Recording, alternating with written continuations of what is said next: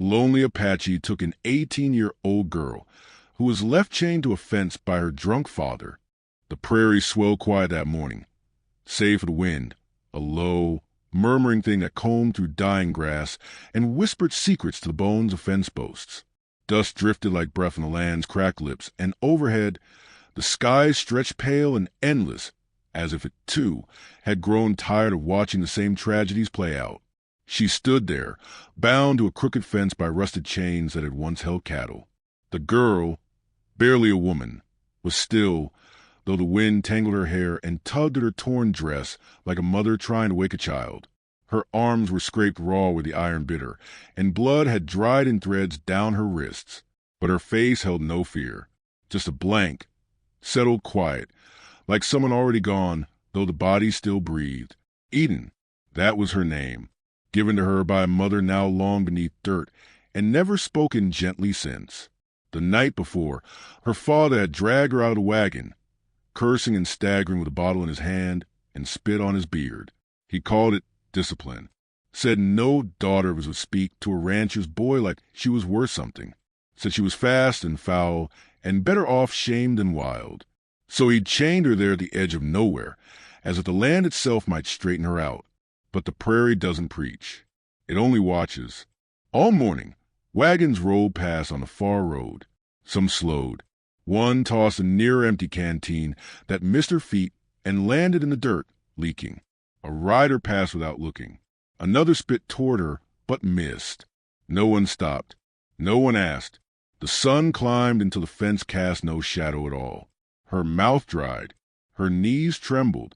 But she stood, chin lifted, eyes hollow, spine stiff, not in defiance, but in stubborn refusal to break where so many already had. Then, toward evening, the sound of hooves. Not a team, not fast, just one horse, walking slow and steady as if the rider had no reason to hurry. She didn't look up at first. She'd seen enough men pass. But the rhythm of these steps was different, calm, sure, unfaltering. When she did raise her head, she saw a man atop a dark gelding, broad-shouldered and brown-skinned, with black hair tied in a leather thong behind his neck. He wore no badge, no spurs. His rifle was slung behind his saddle, untouched. He rode straight to the fence and stopped, said nothing. His eyes, deep amber dark, rested on her wrist first, then her face. He didn't gawk, didn't leer, just watched, long and quiet, like he was trying to remember her from somewhere long ago. She said nothing. He dismounted in one clean motion, his boots silent in the dust. From his saddlebag, he pulled a small iron tool, a file, the kind used for cutting wire or loosening chain links gone stiff with rust. Still silent, he stepped to the fence. She didn't flinch, not when his hands reached near her, not when the file bit metal, not even when the chain gave with a brittle snap and dropped at her feet like a dead snake. He stepped back. Her arms ached as they dropped. She rubbed her wrist slowly, not from pain, but because she didn't know what else to do. Then she looked up at him. Still no words. The man walked back to his horse, untied a canteen, and handed it to her. She took it, drank 2 slow gulps, and handed it back.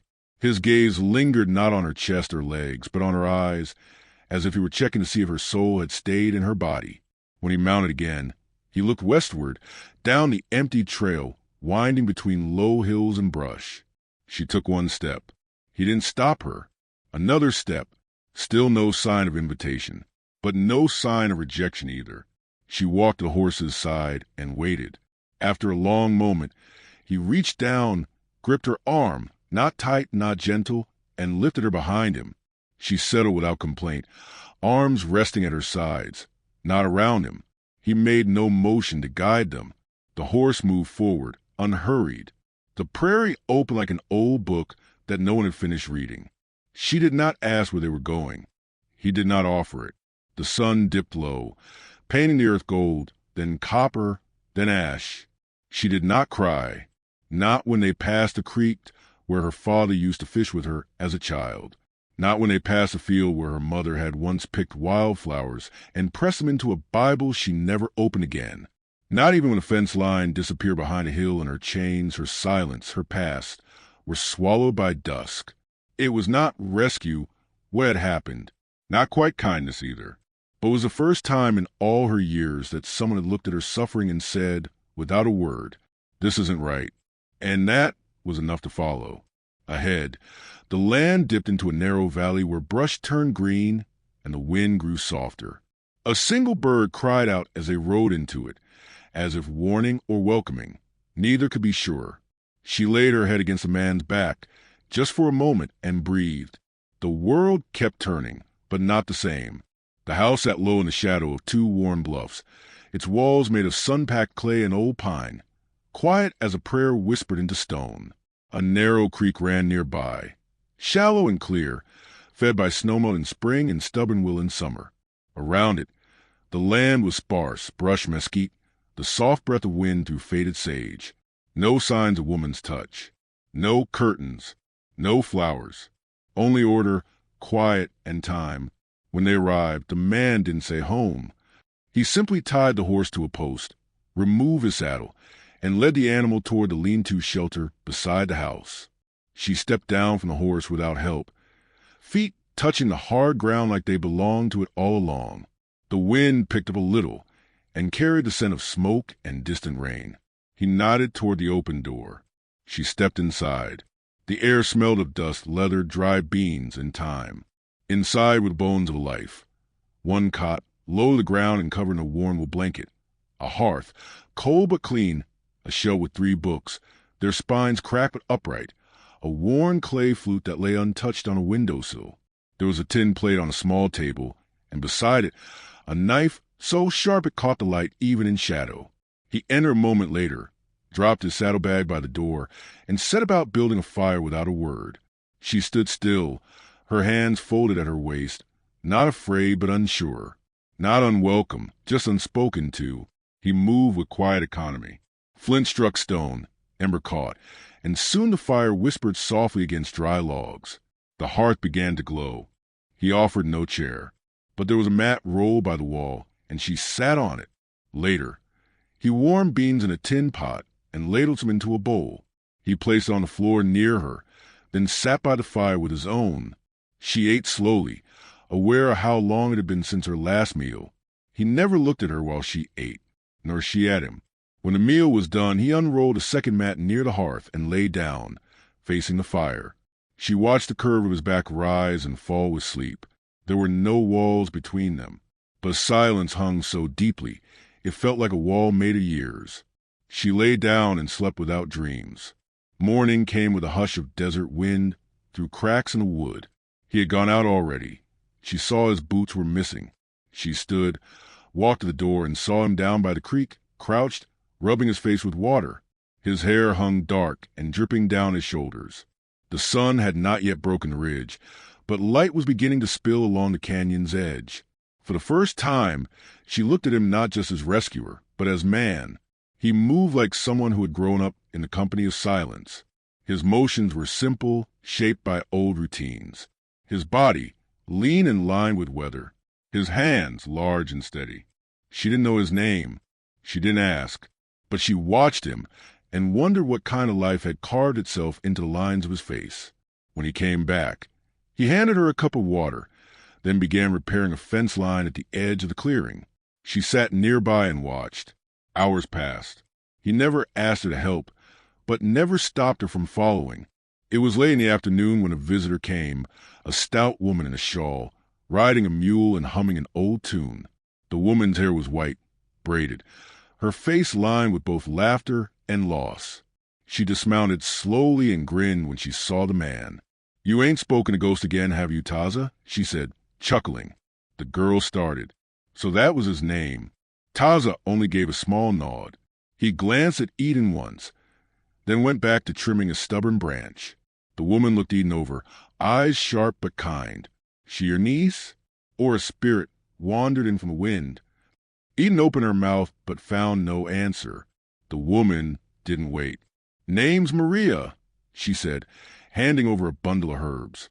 "Bringin' fever root and soft bread. Man like him don't cook worth a lick." Eden took the bread, warm, wrapped in cloth. Her hands trembled slightly. Later, Maria leaned closer to her, lowering her voice. Don't let the quiet fool you. That man seen more than most towns combined. Used to fight, used to run. Now he sleeps beside rocks and never locks his door. Why? Eden asked, her voice nearly a whisper. Maria smiled with something more like sorrow than amusement. Because stones don't lie, and the dead can't come twice. When the old woman left, the canyon grew still again. Taza didn't mention her visit. He didn't ask what was said. But when night fell, Eden found a folded blanket laid across her mat and a tin cup of hot water steeped with the herbs Maria had brought. She sipped it slowly and felt the warmth bloom in her chest. Time passed in softened fragments. Eden began to sweep the floor each morning. She mended a tear in the cot's blanket. She found the flute on the windowsill and cleaned it, though she did not dare to play. Taza noticed, but never spoke. He simply moved through each day like wind moves through canyon curves, gentle, inevitable, and unseen in its power. Sometimes, she spoke, only small things. This garden's overgrown. Your horse favors his left leg. Maria says you were a fighter. He would answer with few words. But in each of them, she heard weight, care, and a kind of listening that most men lacked. One afternoon, a stranger rode in, tall white, with a shiny vest and a grin too wide. He introduced himself as Lyle and tipped his hat toward Eden. Didn't know the Apache kept company now, he said, eyes sliding down her figure. Taza stepped between them, not with threat, but with a silence that felt heavier than bullets. Lyle chuckled and said he meant no offense. He left with a wink too slow and a trail of dust. That night, Eden didn't sleep well. She thought about the way Lyle's gaze had lingered, the way her father's friends used to laugh like that. She remembered what came after laughter. But when she looked across the hearth at Taza, she saw a man who did not take, did not press, did not pretend. He simply watched the fire, his face lit by its flicker, his eyes steady and distant, as if waiting for something that had not yet arrived. In the days that followed, she began to speak more, not of the pain, not yet, but of books she once read, of how her mother used to sing, of how she'd once dreamed of seeing the ocean, though she'd never left dry land. He listened, not with nods, not with smiles, but with stillness that said, I am here, I see you, and slowly she felt the ache in her chest begin to shift, not vanish, just soften, like a wound touched by warm cloth. One night, as they sat beneath the stars outside the house, she said quietly, Why did you take me? He turned his head, slow, and looked at her, not startled, not wary. You were chained, he said, his voice like gravel rolled in velvet, but you looked unbroken. She held that answer in her chest like a coal, and in the long silence that followed, the stars seemed to burn a little warmer. Rain came slow to the canyon, like a guest unsure if it was welcome. It began with a scent dark, loamy, old as the bones beneath the earth, then rose in hushes and murmurs, kissing the roof with shy fingers. The sky turned pewter, soft and full, and the red earth drank the drops like something starved. Eden stood beneath the awning, sleeves rolled to her elbows, hair clinging to her cheeks. Her dress had faded with washings, but she moved in it now without shame. Dirt no longer felt like a stain. It was proof she belonged to the land, not just to someone's cruelty. She'd been helping Maria with a basket of herbs when the rain came. Now she watched it fall, eyes narrowed not in fear or wonder, but recognition. This kind of rain was rare. It only came when the ground had waited long and silent. Behind her, inside the house, Taza worked at a broken leather strap. His hands moved with focus, not frustration. His silence had become familiar now, not empty, but full of space she could walk into. Eden stepped inside and shook the water from her arms. Taza glanced up, then returned to his work. There'll be wildflowers in 2 days, she said. Maria says the red ones come first. He nodded once, fingers tightening the strap's knot. She sat across from him, legs tucked beneath her. She wanted to speak, but found the words stacked strange in her mouth. So she watched the way the rain blurred the window, the way the firelight painted the walls with a trembling glow. Do you ever wish for noise? She asked after a while. People, laughter, Stories told too loud and all wrong. He set the strap down and looked at her, long enough that the moment seemed to change shape. I had all that once, he said. It faded like smoke. Why didn't you go back?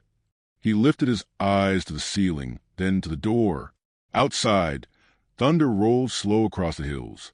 Because I still remember the fire, he said. She didn't ask which fire. There are too many kinds.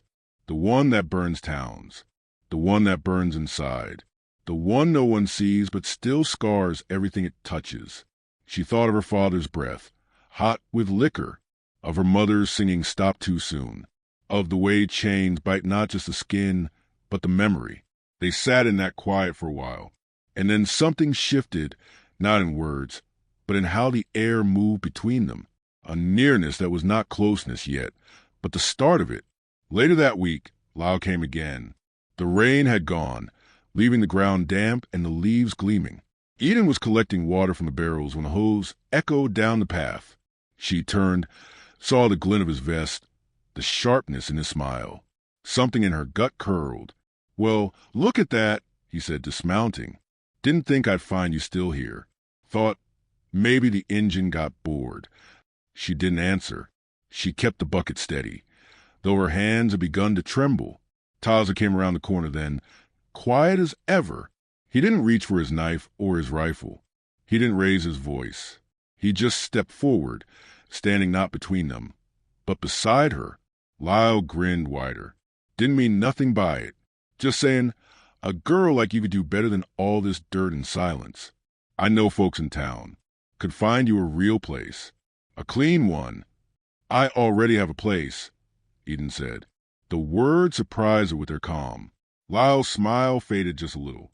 That's so. Taza didn't blink. His stillness was more dangerous than any gun. Lyle spat into the dirt and mounted up. Town ain't too fond of half-breeds playing husband to white girls. Might want to remember that. He rode off before Taza moved.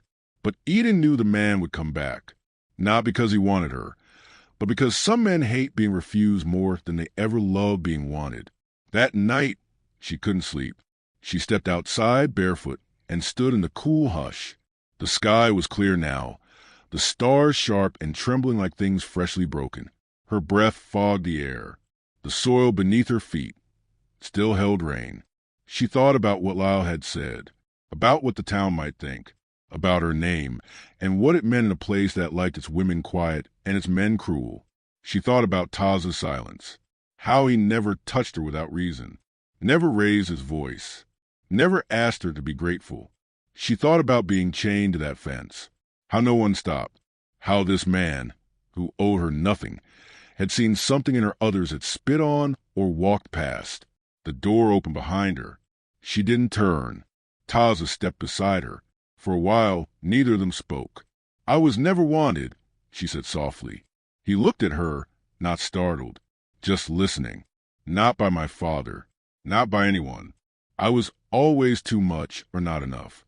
Too loud, too quiet, too wild, too tame." He didn't speak.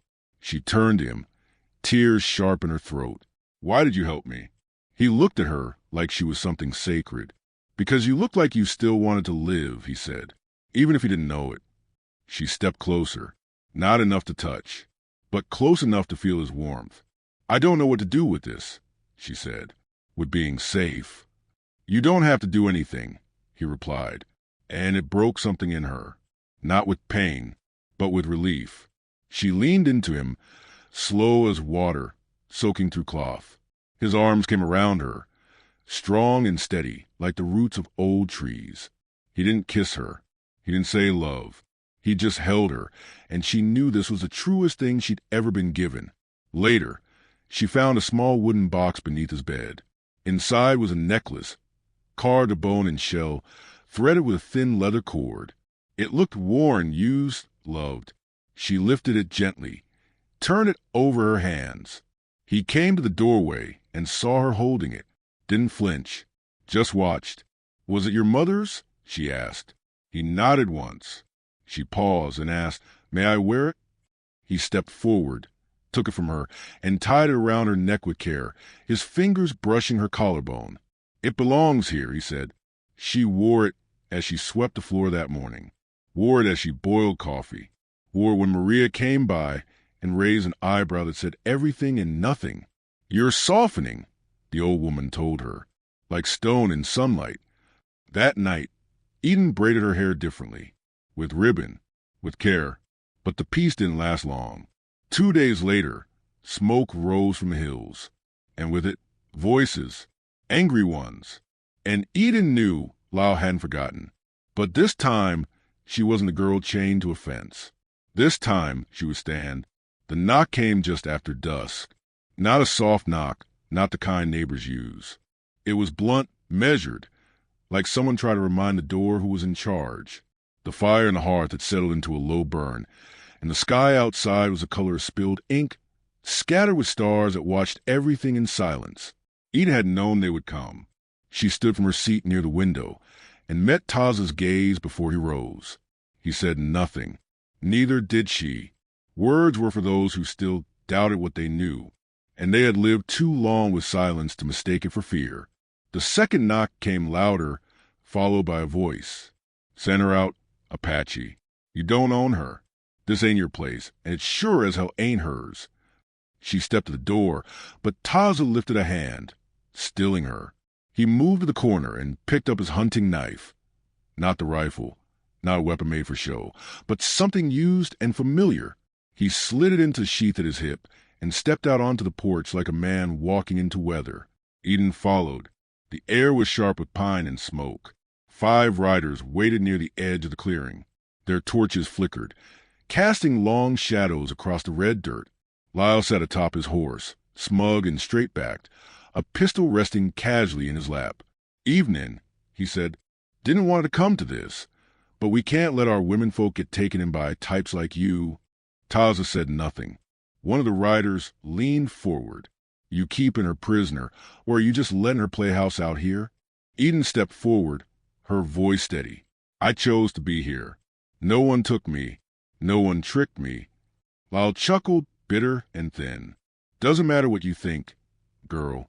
The town's already decided. We let this stand, next thing you know, they'll be marrying off their daughters to Comanches." "You're not here for justice," she said. "You're here because I didn't say yes." His eyes narrowed, but the smile stayed stretched across his face like something nailed in place. Taza moved then, not with speed, not with violence, but with the kind of stillness that made men nervous. He stepped off the porch and walked toward the riders until he stood a dozen paces from their horses. "I won't raise a hand," he said calmly, "but I won't let her be taken." Lyle dismounted, boots crunching in the dirt. "You're outnumbered. She's white. You're not. That's all the law we need." "She's not yours," Taza said. "She's not yours either." "No," Taza said, "but I see her." There was no challenge in his tone, only truth, and something in it made the other men shift in their saddles. Lyle's lip curled. He turned to Eden. "You really want to throw your life away for this?" She walked down the steps, past Taza. She stood between them, eyes bright in the torchlight, face bare and brave. "I threw my life away the day I stopped fighting for it," she said, "but I've taken it back." Lyle sneered and reached for her wrist. The motion was too fast to think about, too familiar in its cruelty. But Taza was faster. One step forward, one swing of his forearm. Lyle dropped like a sack of grain, his gun lost in the dirt. A silence followed, thick and uneasy. The horses stamped and shifted. The firelight flickered. One of the men dismounted, crouched beside Lyle, then stood again. "He's breathing," he said, "and he'll wake up mean." Another looked at Eden. "You sure you're staying? You won't get another chance." She nodded. They didn't argue. They didn't offer help. They just turned their horses and rode back into the dark, torches bobbing like fireflies until they were swallowed by distance. Taza stood still, breathing slow. Eden placed her hand on his arm. He looked at her, not with relief, not with pride, just with a quiet understanding that something had broken and something had begun.